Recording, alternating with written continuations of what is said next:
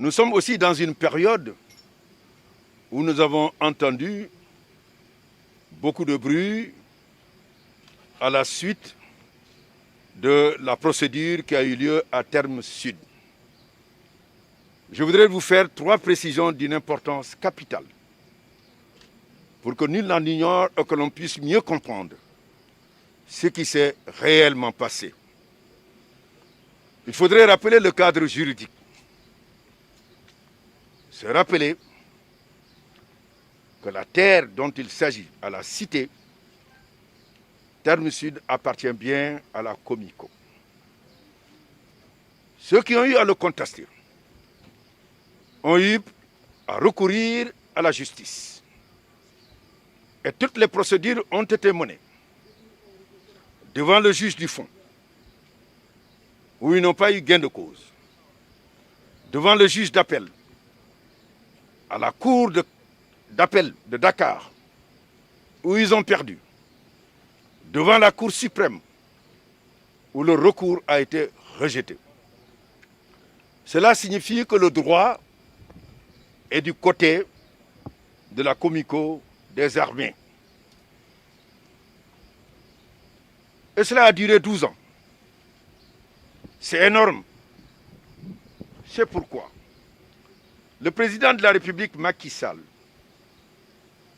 a félicité le général de corps aérien, le général Biram Diop, pour la posture républicaine et légale dans le cadre de ce dossier. Quoi qu'on en dise, l'armée sénégalaise a eu une posture légale, une posture républicaine, une posture respectueuse du droit et de la loi. Elle n'a pas fait justice pour elle-même et par elle-même. Elle ne s'est pas fait justice.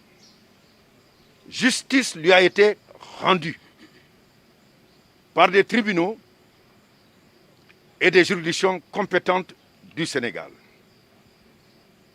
Et cela montre encore une fois que c'est le droit de la force que l'on a voulu mettre en avant, qui n'a pas été utilisé, mais que c'est la force du droit qui s'est imposée. Et la procédure qui a eu lieu est une procédure aussi qui s'est faite dans les règles de l'art. Lorsque vous disposez d'une décision de justice au Sénégal et que vous avez des difficultés pour pouvoir l'exécuter, vous devez la remettre à un huissier, ce qui a été fait. Et l'huissier, lorsqu'il rencontre des difficultés, ce que prévoit la loi, c'est de demander les forces de l'ordre pour pouvoir l'aider à exécuter une décision de justice, surtout si elle a l'autorité de la force jugée. C'est ce qui s'est fait. Donc, vous avez entendu qu'il y avait 79 familles. Faudrait-il préciser que ces 69 familles qui ont été donc expulsées. Et il faudrait dire que 10 parmi elles, c'est-à-dire des militaires en exercice, sont encore sur place. Mais ce qu'il faudrait retenir, c'est une des précisions importantes.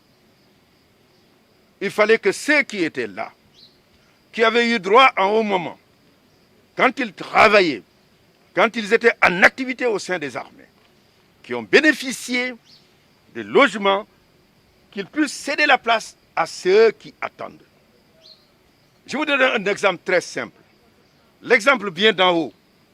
Si le premier président de la République du Sénégal avait estimé que dans le palais de Roume, il ne quitterait pas, après avoir fini ses fonctions à la tête de l'État, ses successeurs ne seraient jamais rentrés dans ce palais-là. Cela voudrait dire qu'après avoir servi l'État, on laisse la place à d'autres pour qu'ils puissent faire les mêmes services dans les mêmes conditions que vous avez eues, à savoir bénéficier de maisons, donc de lieux où vous pouvez, avec tranquillité et efficacité, exécuter les missions qui vous seront confiées. Je voudrais en dernière instance dire Et c'est ça la troisième précision. Monsieur le Président de la République a une vision claire de notre armée. Les menaces sont réelles. Elles sont protéiformes. Elles sont asymétriques.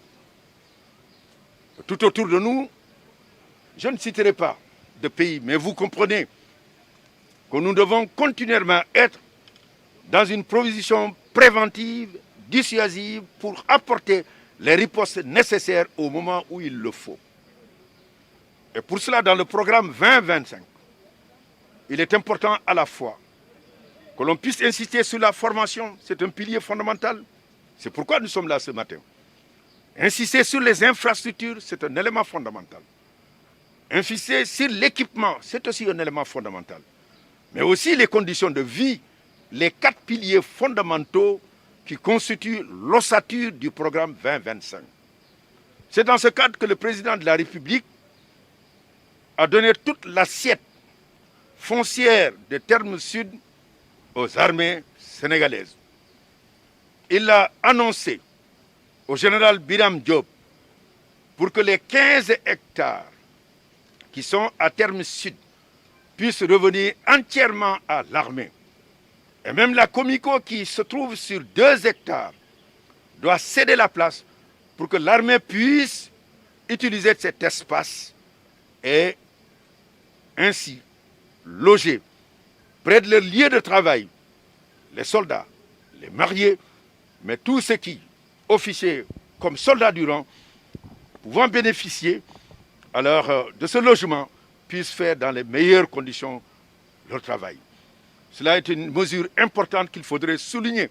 Et cela coupe court à tout le débat où il était suggéré, où il était dit qu'il y avait une volonté de faire main basse sur cette partie alors, de Terme Sud afin que les gradés puissent y loger et d'autres pontes du régime. Cela n'est plus possible.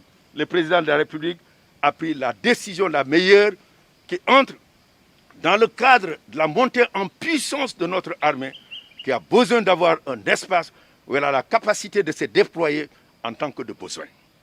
Cela est important aussi à souligner. Le président de la République est aussi le chef suprême des armées. Je vous ai dit, le souci de la condition militaire est un souci très important. C'est la raison pour laquelle aussi il a jugé utile d'accompagner ceux qui ne sont pas, alors qui ont été déguerpis dans les règles de l'art, alors puissent ainsi aussi avoir un toit ailleurs. C'est pourquoi il a dégagé la somme de 800 millions pour pouvoir accompagner ceux-là. Et je voudrais aussi, en dernière instance, dire que nous avons entendu beaucoup de choses et des attaques offensantes contre l'armée sénégalaise, le chef d'état-major général des armées. Je voudrais rappeler que l'armée doit avoir le respect et la considération nécessaires. L'activité, les missions qu'elle a à mener et qu'elle a menées depuis l'indépendance au Sénégal, dans la région, en Afrique et dans le monde, pour construire la paix et amener ainsi partout la possibilité à tous de pouvoir vivre dans les conditions de meilleures, cela lui a donné la crédibilité qu'il faut et je pense que cela a contribué aussi au prestige international du Sénégal. Il faudrait que donc ceux qui s'adonnent à des attaques à la fois injustes et offensantes puissent se retenir et marquer le respect et la considération qui est due à la